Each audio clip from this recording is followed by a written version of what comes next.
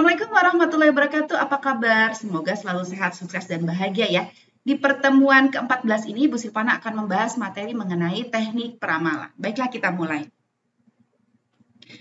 Nah, salah satu keputusan penting dalam perencanaan perusahaan itu ialah menentukan tingkat produksi dari barang atau jasa yang perlu dipersiapkan pada masa yang akan datang.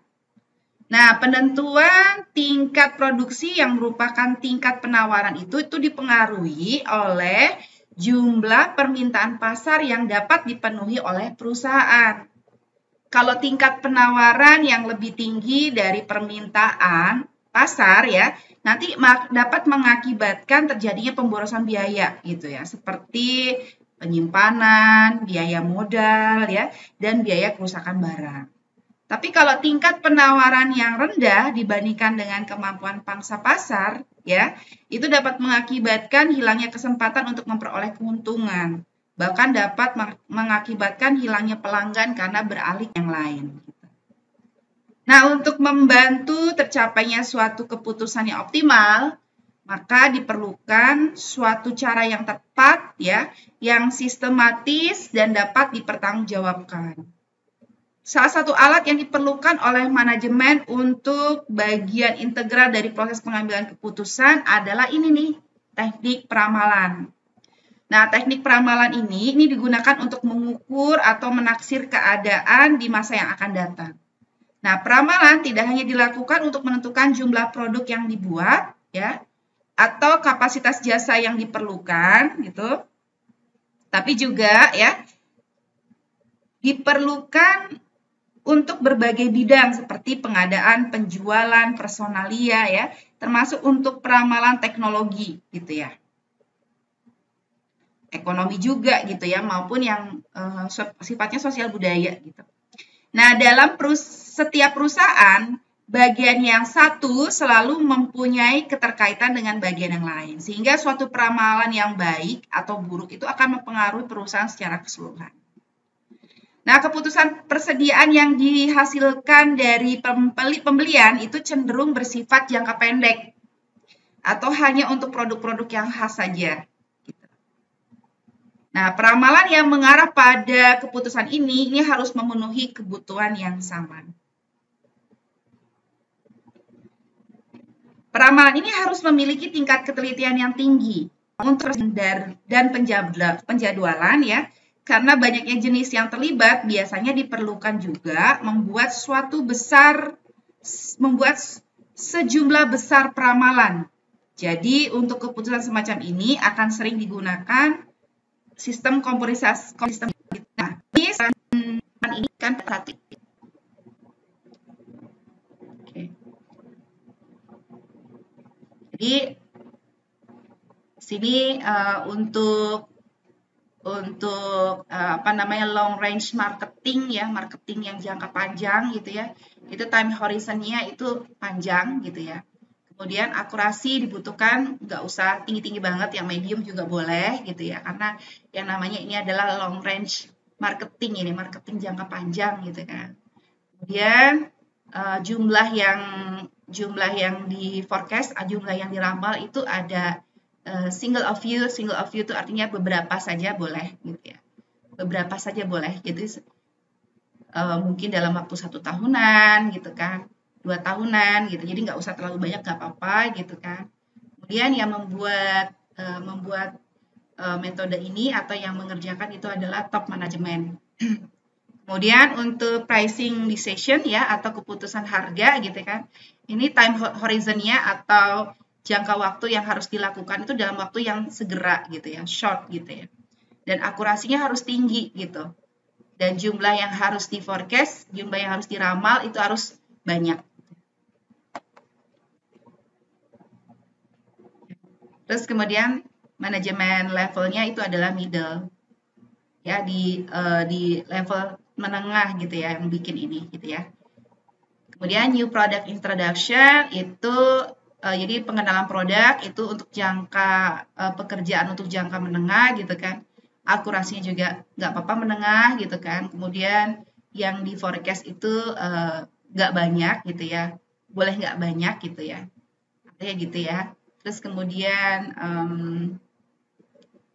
Ini untuk top manajemen. Kemudian cost estimating, perkiraan biaya gitu ya untuk jangka pendek. Kemudian akurasinya itu harus high gitu ya, harus yang tinggi gitu ya. Terus kemudian jumlah yang di forecast itu adalah banyak, lower manajemen, jadi manajemen yang di bawah gitu ya. Kemudian untuk capital budgeting itu untuk time horizon yang medium gitu ya. Akurasi required-nya juga akurasinya itu tertinggi gitu. Dan yang di forecast itu lebih banyak ya, lebih banyak tapi di bawah banyak tapi nggak sebanyak untuk yang cost estimating yang ini ya gitu. Jadi di bawah middle sedang-sedang aja sih nah data yang untuk forecast gitu ya. Kemudian manajemen levelnya itu adalah top. Peramalan ya, harus diketahui terlebih dahulu apa sebenarnya persoalan dalam pengambilan keputusan itu. Jadi, ya, peramalan itu adalah pemikiran terhadap suatu besaran ya, misalnya permintaan beberapa produk periode yang datang. Perkiraan itu merupakan guessing dan itu ya, itu lebih sekedar perkiraan aja gitu. Nah, peramalan dapat dikatakan perkiraan yang ilmiah atau educated guess. Nah, setiap pengambilan keputusan yang menyangkut keadaan di masa yang akan datang, maka pasti akan ada peramalan yang melandasi pengambilan keputusan tersebut.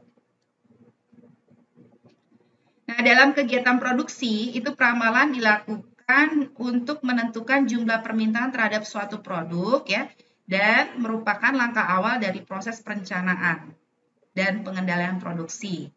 Dalam peramalan itu ditetapkan jenis produk apa yang diperlukan, watt-nya gitu ya, jumlahnya how many gitu, dan kapan dibutuhkan atau when. Nah, tujuan dari peramalan ini adalah ya untuk kegiatan produksi itu adalah untuk meredam ketidakpastian sehingga diperoleh suatu perkiraan yang mendekati keadaan yang sebenarnya. Nah, suatu perusahaan biasanya menggunakan prosedur 3 tahap untuk sampai pada peramalan penjualan. Itu diawali dari peramalan lingkungan, kemudian peramalan penjualan industri, dan juga diakhiri oleh peramalan penjualan perusahaan.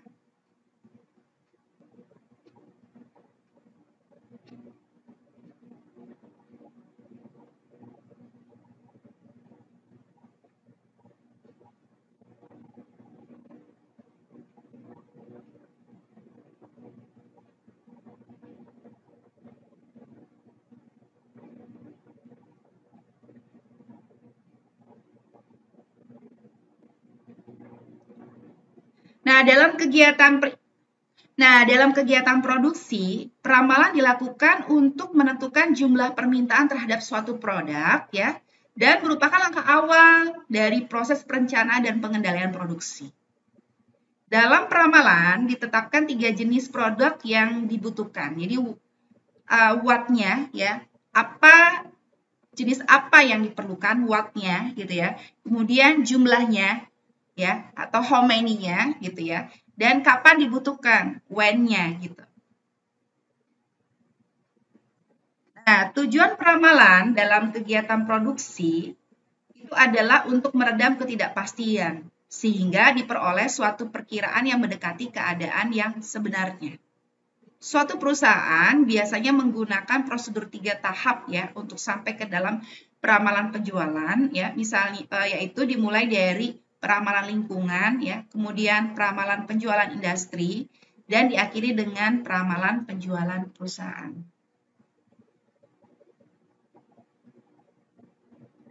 Nah, karakteristik peramalan yang baik ini ya, ini ada beberapa kriteria yang penting ya, antara lain yang pertama adalah akurasi.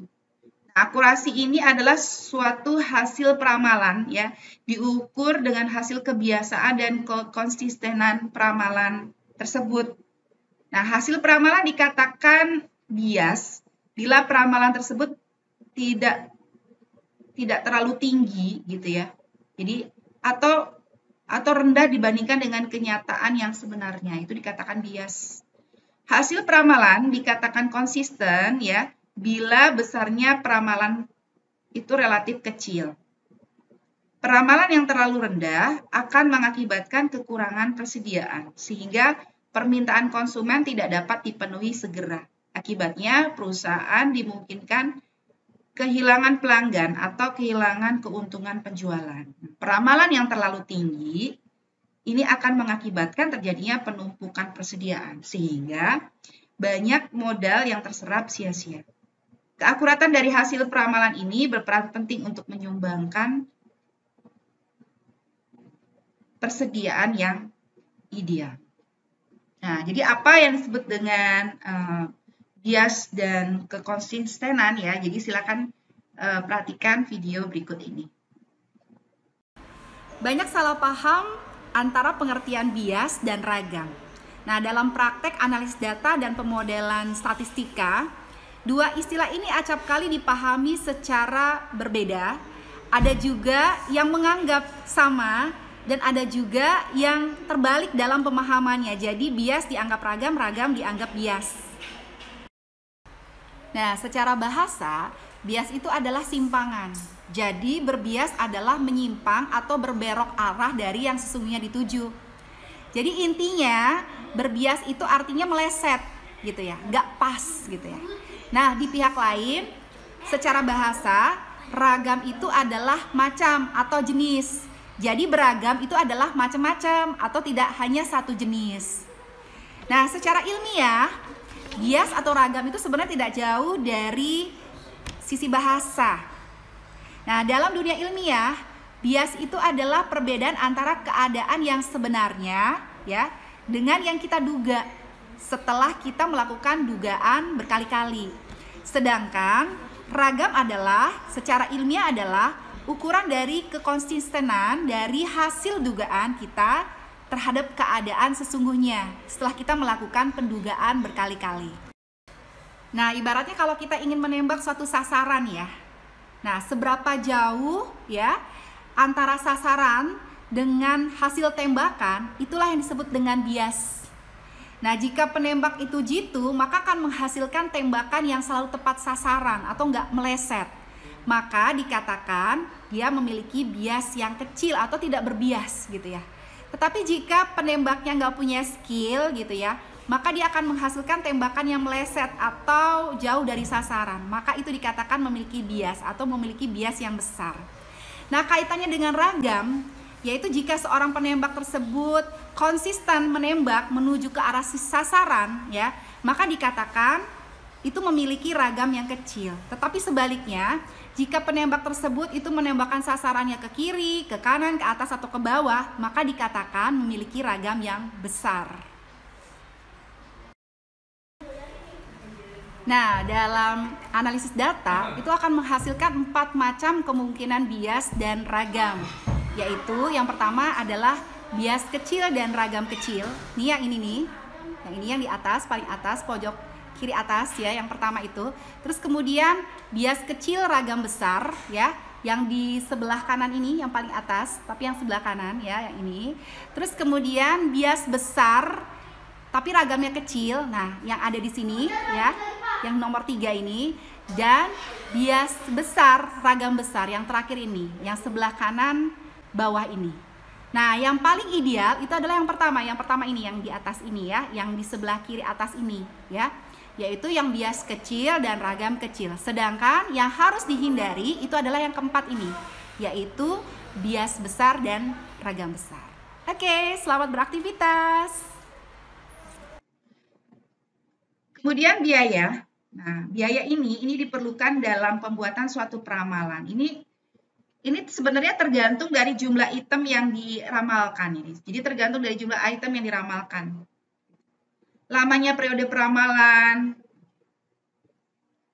Oke, selanjutnya biaya ya. Biaya ini diperlukan dalam pembuatan suatu peramalan. Ini tergantung dari jumlah item yang diperamalkan.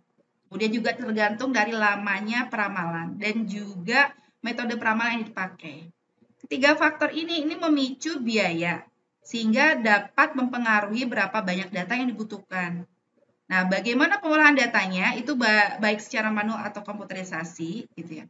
Kemudian bagaimana penyimpanan datanya, siapa tenaga ahli yang diperbantukan.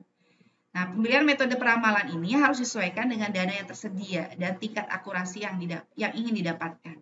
Misalkan item-item yang penting akan diramalkan dengan metode yang sederhana. Kemudian yang ketiga adalah kemudahan. Jadi penggunaan metode peramalan yang sederhana itu harus mudah dibuat, mudah diaplikasikan, dan memberikan keuntungan bagi perusahaan. Berarti akan percuma ya jika metodenya canggih tetapi tidak bisa diaplikasikan dalam perusahaan. Ya, karena keterbatasan dana, sumber daya manusia, dan juga peralatan teknologi. Nah, dalam menerapkan peramalan atau membuat suatu peramalan gitu ya, ada beberapa hal yang harus dipertimbangkan. Yang pertama, ramalan itu pasti mengandung kesalahan. Nah, artinya peramal hanya bisa mengurangi ketidakpastian yang akan terjadi, tetapi tidak dapat menghilangkan ketidakpastian tersebut. Kemudian yang kedua, ya, peramalan itu seharusnya memberikan informasi tentang beberapa ukuran kesalahan. Artinya, karena peramalan pasti mengandung kesalahan, maka ada pentingnya bagi peramal untuk menginformasikan seberapa besar kesalahan yang mungkin terjadi. Kemudian yang ketiga, ya, peramalan jangka pendek itu lebih akurat dibandingkan dengan peramalan jangka panjang. Nah, hal ini disebabkan karena pada peramalan jangka pendek, faktor-faktor yang mempengaruhi permintaan ya relatif masih konstan. Sedangkan ya pada periode yang panjang semakin besar periodenya juga gitu ya, kemungkinan perubahan faktor-faktor itu juga banyak yang mempengaruhi permintaan. Nah, berdasarkan sifat ramalan, ya, peramalan itu dapat dibedakan atas dua macam, yaitu yang pertama adalah peramalan kualitatif dan yang kedua peramalan kuantitatif. Adapun yang disebut dengan peramalan kualitatif adalah peramalan yang didasarkan dari data kualitatif pada masa lalu gitu. Jadi hasil peramalan yang dibuat ini sangat bergantung pada orang yang nyusunnya gitu. Hal ini penting karena hasil peramalan tersebut itu ditentukan berdasarkan pemikiran yang bersifat intuisi, gitu ya, judgment, ya, atau pendapat, dan pengetahuan serta pengalaman dari penyusunnya.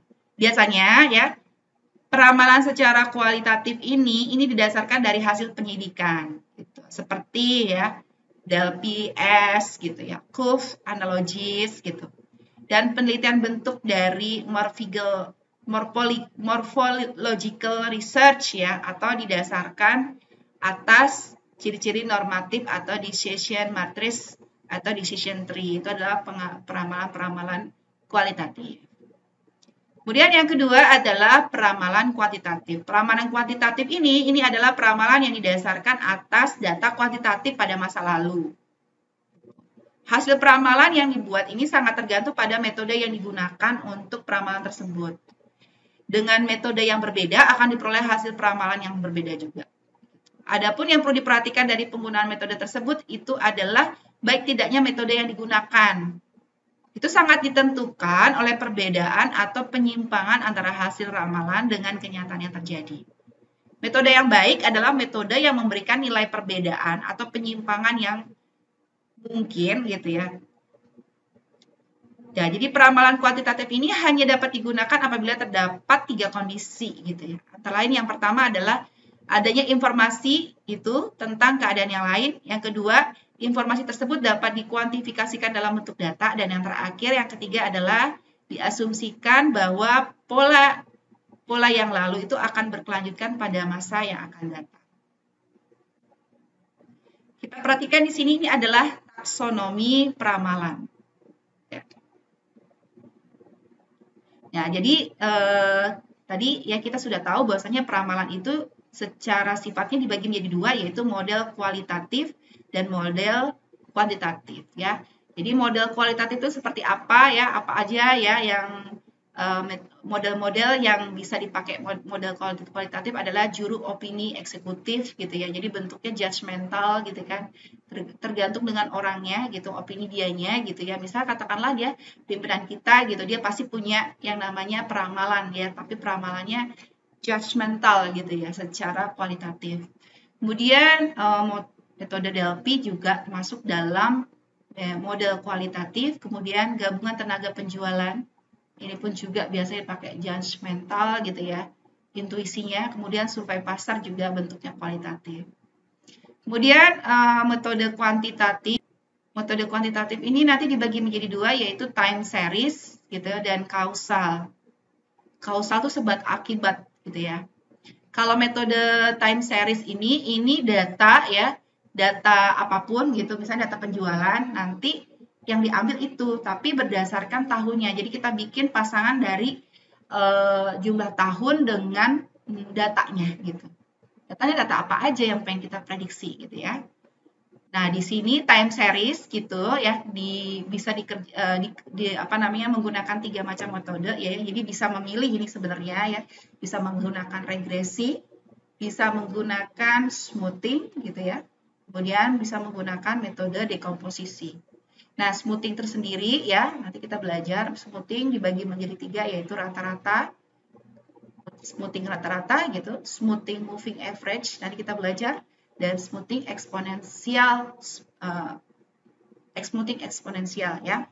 Kemudian untuk kausal, nanti kausal itu terbagi menjadi 3, bisa terbagi menjadi 3 metode, yaitu regresi linear ya. Jadi sama seperti pelajaran mengenai regresi gitu ya. Jadi dia juga ada regresi linear, jadi ada sebab akibat.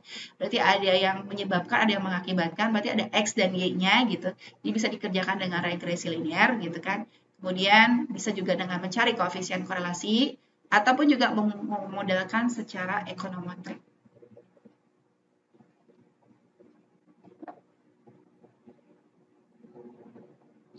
Nah, sekarang kita masuk ke peramalan kualitatif.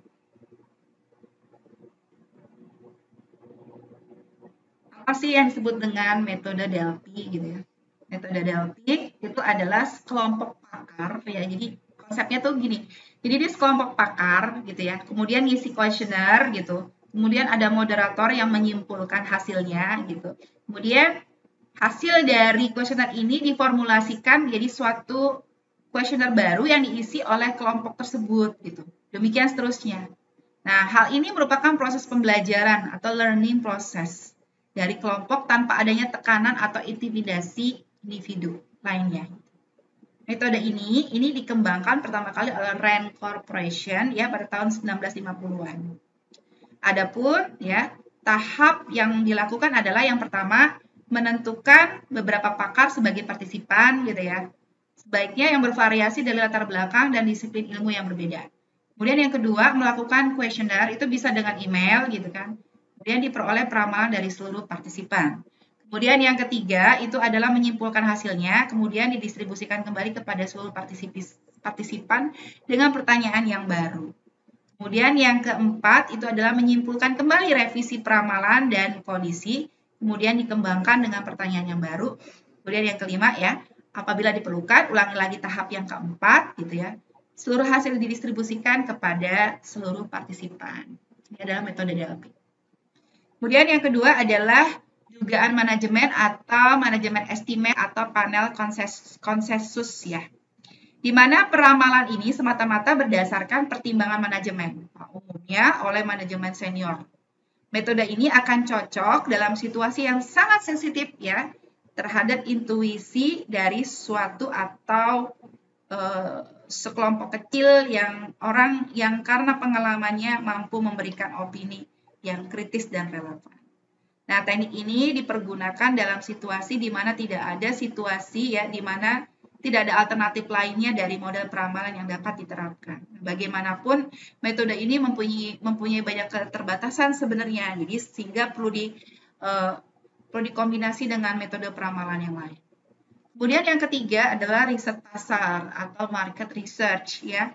Ini merupakan metode peramalan berdasarkan hasil-hasil dari survei pasar yang dilakukan oleh tenaga-tenaga pemasar produk ya atau yang mewakilinya. Metode ini akan menjaring informasi ya dari pelanggan atau pelanggan itu atau menjaring informasi dari pelanggan yang potensial ya berkaitan dengan rencana pembelian mereka di masa yang akan datang.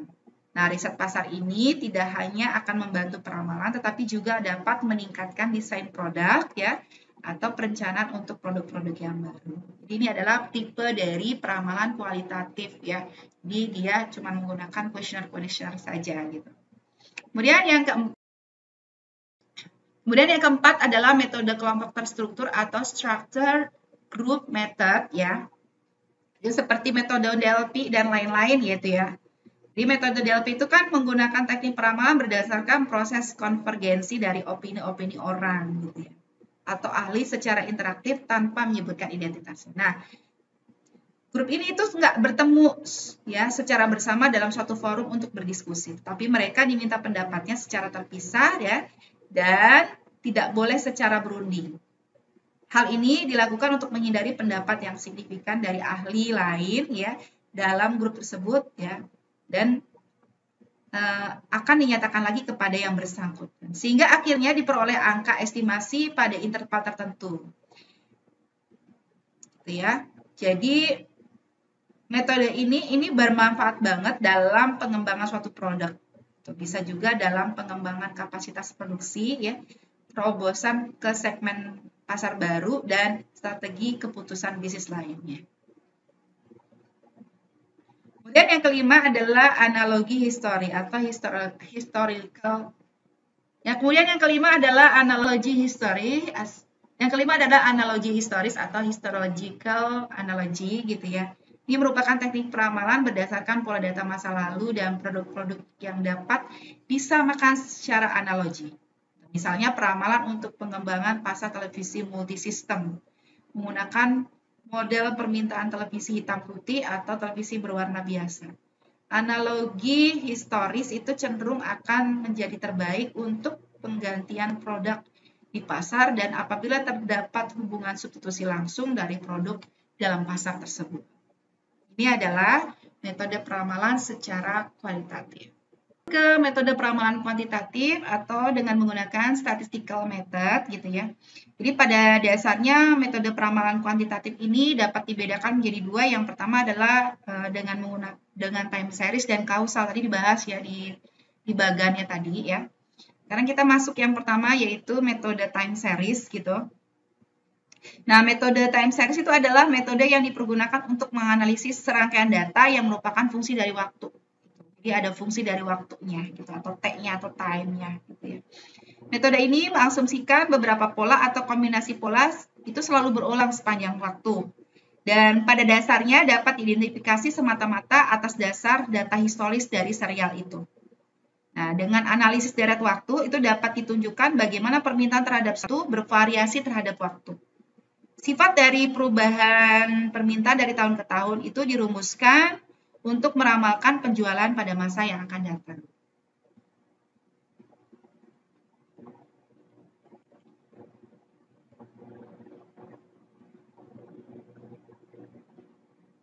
Nah, adapun metode peramalan yang termasuk model time series adalah sebagai berikut. Yang pertama adalah metode penghalusan atau smoothing. Nah, metode smoothing ini digunakan untuk mengurangi ketidakteraturan musiman pada data yang lalu dengan membuat rata-rata tertimbang dari serentetan data di masa lalu. Ya. Ketepatan peramalan dengan metode ini akan terdapat pada peramalan jangka pendek, sedangkan untuk peramalan jangka panjangnya kurang akurat gitu. Metode smoothing ini cocok untuk jangka pendek. Nah, metode smoothing itu ada bermacam-macam ya. Antara lain yang pertama adalah metode rata-rata bergerak atau moving average. Nah, metode moving average ini juga ada macam-macamnya juga. Ada yang disebut dengan single moving average, kemudian linear moving average, kemudian double moving average, dan weighted moving average. Kemudian yang kedua adalah metode exponential smoothing ya. Nah, metode exponential smoothing ini berarti ada bentuknya eksponen ya, eksponensial gitu. Jadi diduga bentuk datanya eksponensial. Apa aja yang termasuk di dalamnya yaitu single exponential smoothing ya, double exponential smoothing, dan exponential smoothing musiman. Ini nggak akan kita bahas semuanya ya. Jadi nanti untuk latihannya tidak semua metode yang kita akan bahas ya. Nanti akan dipilih metode-metode yang memang untuk materi pelajaran S1 manajemen sains ya. Kemudian yang kedua adalah metode proyeksi kecenderungan dengan regresi. Metode kecenderungan dengan regresi ini merupakan dasarnya dari garis kecenderungan untuk suatu peramalan gitu. Sehingga dengan dasar persamaan tersebut dapat diproyeksikan hal-hal yang akan diteliti pada masa yang akan datang. Untuk peramalan jangka pendek dan jangka panjang ya, ketepatan peramalan ini sudah lebih baik dibandingkan metode smoothing sebelumnya. Jadi bisa digunakan untuk jangka panjang. Ini metode dengan kecenderungan regresi ini. Nah, data yang dibutuhkan pada metode ini adalah data tahunan. Jadi agak lebih banyak datanya ya. Jadi minimal 5 tahun. Namun ya, semakin banyak data yang dimiliki, maka akan semakin baik juga hasil yang diperoleh. Nah, bentuk-bentuk dari metode proyeksi dengan regresi ini bisa berupa fungsi konstan ya, bisa berupa linier, kuadratik ya, eksponensial dan siklik. Kemudian yang C itu adalah metode dekomposisi gitu. Metode dekomposisi itu adalah suatu ramalan yang ditentukan dengan kombinasi dari fungsi yang ada ya, sehingga tidak dapat diramalkan secara biasa. Nah, model tersebut didekati dengan fungsi linier atau siklik. Kemudian ya dibagi T atas kuartalan sementara ya berdasarkan pola data yang ada. Metode dekomposisi ini merupakan pendekatan peramalan yang tertua. Terdapat beberapa pendekatan alternatif untuk mendekomposisikan suatu deret berkala yang semuanya bertujuan memisahkan setiap komponen deret data seteliti mungkin. Konsep data pemisahan bersifat empiris dan tetap dan mula-mula memisahkan unsur musiman, kemudian tren, dan akhirnya unsur siklis. Ya, ini adalah metode dekomposisi. Kemudian yang kedua ya yaitu metode kausal ya. Metode kausal ini mengasumsikan faktor yang diperkirakan menunjukkan adanya hubungan sebab akibat dengan satu atau beberapa variabel bebas atau independen. Sebagai contoh ya, jumlah pendapatan berhubungan dengan faktor-faktor seperti jumlah penjualan ya, harga jual, tingkat promosi gitu ya.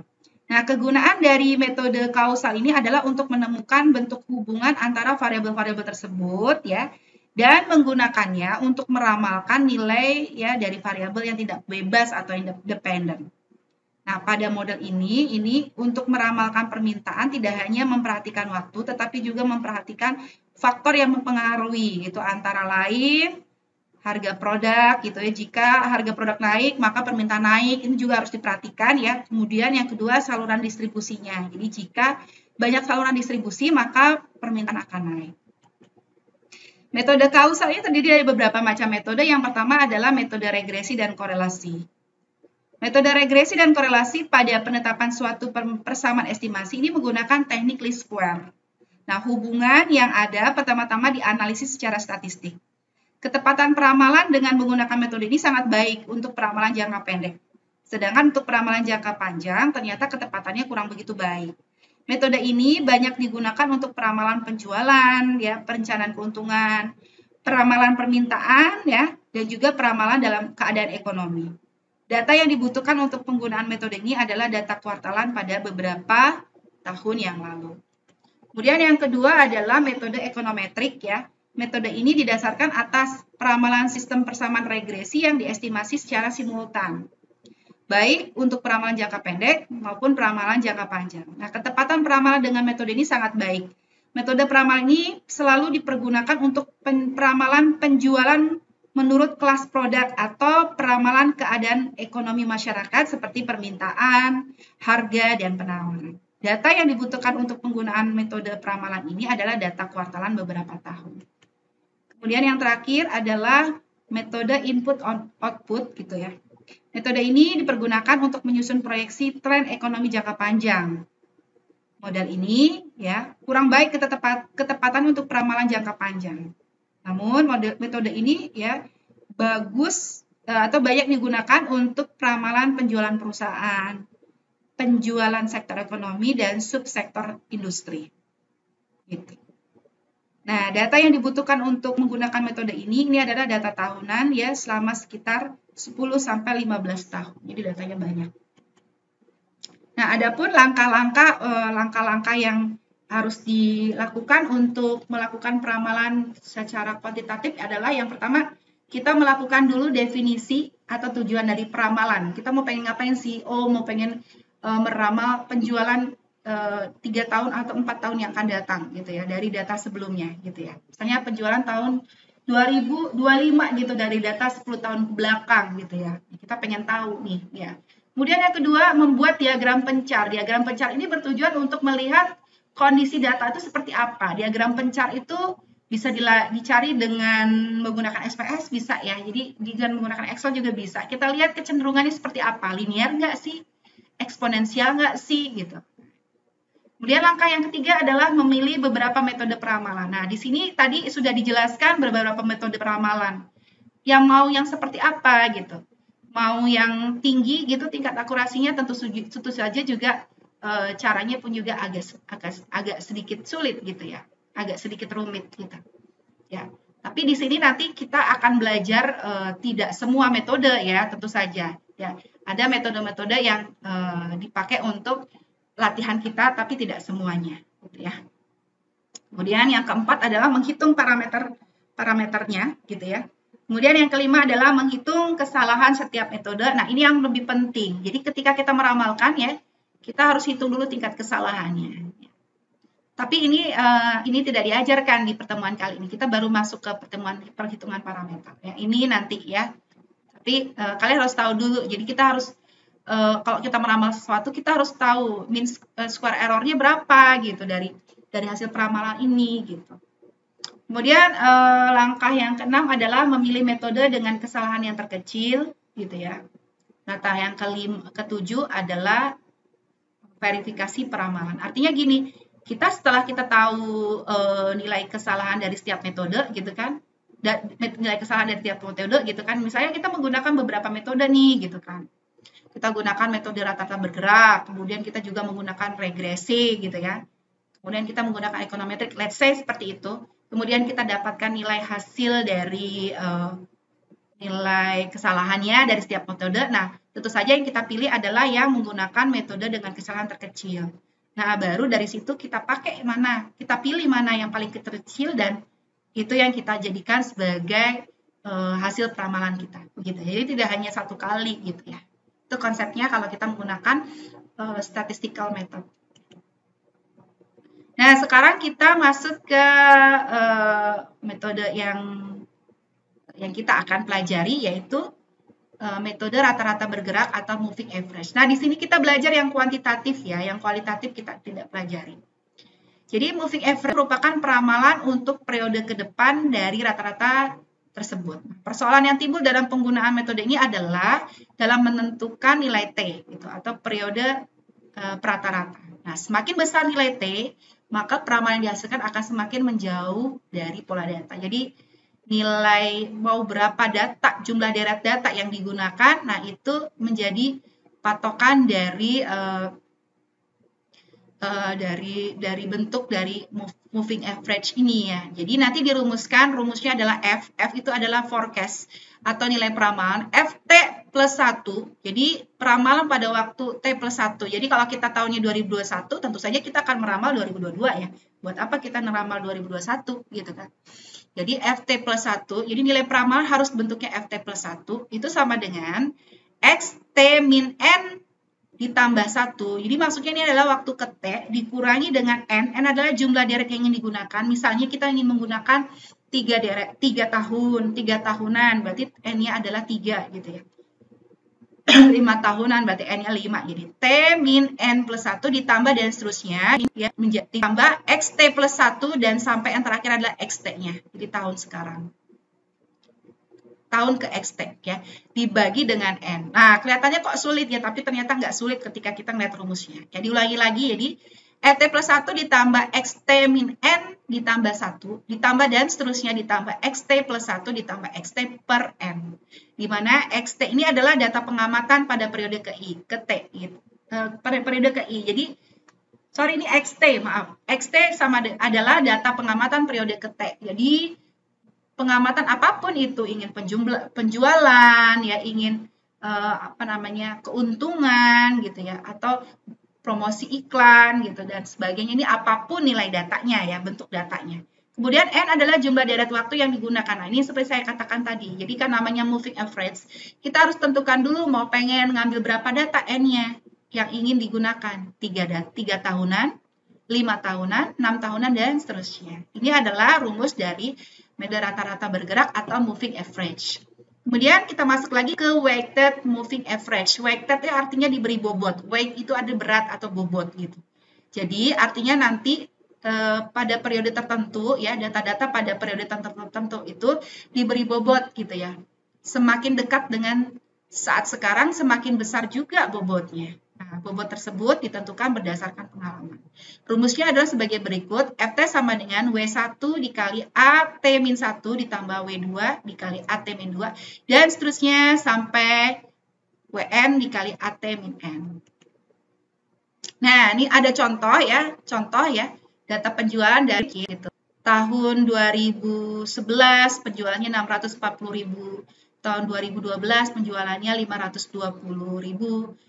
Tahun 2013 penjualannya 464.000, penjualan tahun 2014 600.000, penjualan tahun 2015 640.000 ya. Kemudian 2016 penjualannya 720.000. Nah, di sini ini ingin meramalkan tahun 2017. Ini soal lama ya. Jadi tahun 2017 setelah tahun 2016 ini ingin diramalkan dengan menggunakan metode least square. Pertanyaannya, pada tahun berapa sampai 1 juta unit?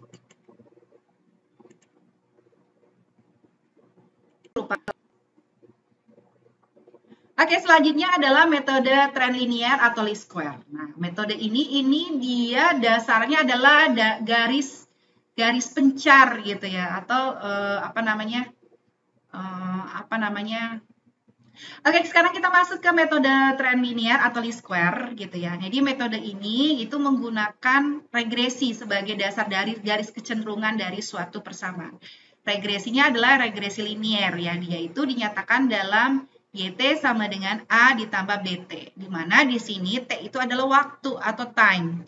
Y-nya itu adalah variabel yang ingin kita teliti gitu. Jadi kita nanti akan asumsikan bentuknya seperti regresi linear. Kalau regresi linear itu kan A ditambah BX ya kan. X-nya itu variabel independen. Nah, sini variabel independennya itu adalah time atau data atau waktu gitu ya. Datanya itu di Y itu. Nah, dari sini kan kita harus cari estimasi dari A dan B gitu. Jadi yang kita cari sebenarnya adalah nilai A dan B. Sedangkan Y dan T ini dalam bentuk variabel aja gitu kan. Nah, nilai A ini dicari dengan rumus Y min BT. B itu adalah koefisien B-nya ini. Dikali T, ya. Kemudian dibagi N. N ini adalah banyaknya pengamatan. Banyaknya waktu, ya. Nah, sebelum mencari A, berarti kita harus mencarikan B dulu, ya. Nah, B itu dicari dengan rumus. B sama dengan N dikali sigma T, ya. Dikali Y, gitu kan. Min sigma T dikali sigma Y per N min sigma T kuadrat min sigma T dalam kurung kuadrat.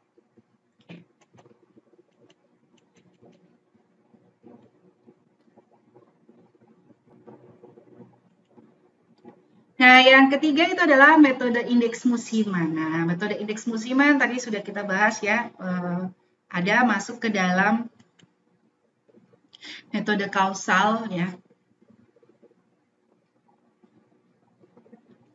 Oke, sekarang selanjutnya adalah metode indeks musiman. Nah, metode indeks musiman ini ada contoh soal ya. Soalnya ini adalah ini gitu ya, nanti akan dibahas ya. Jadi di sini ada kafe namanya kafe LKV gitu ya. Ingin berencana untuk melakukan ekspansi karena penjualannya yang terus meningkat. Sebelum itu LKV harus mengetahui perkiraan jumlah penjualan setiap catur bulan pada tahun 2015 untuk mengantisipasi keterbatasan sumber daya. Nah, berikut data yang dikumpulkan. Nah, metode indeks musiman ini bagus banget untuk periode-periode yang Oke, sekarang kita masuk ke metode indeks musiman. Nah, metode indeks musiman ini langsung saja ke contoh soal ya. Jadi, LKV berencana untuk melakukan ekspansi karena penjualannya yang terus meningkat. Nah, sebelum itu LKV harus mengetahui perkiraan jumlah penjualan. setiap caturulan pada tahun 2015 untuk mengantisipasi keterbatasan sumber daya. Nah, berikut data yang telah dikumpulkan. Ini datanya ya, datanya dalam caturulan 1, caturulan 2, caturulan 3. Dari tahun 2008 sampai 2014. Di sini bantulah LKV untuk memperkirakan jumlah penjualan tiap caturulan tahun 2015 dengan menggunakan indeks musiman. Diawali dengan lamaran tahunan ya, dengan menggunakan ramalan ya, dengan menggunakan metode least square. Nah, nanti kita akan bahas ya metode ini. Di penghujung pertemuan, saya ucapkan terima kasih atas perhatiannya ya. Di pertemuan besok kita akan berlatih soal-soal mengenai teknik peramalan. Terima kasih banyak. Saya akhiri. Wassalamualaikum warahmatullahi wabarakatuh.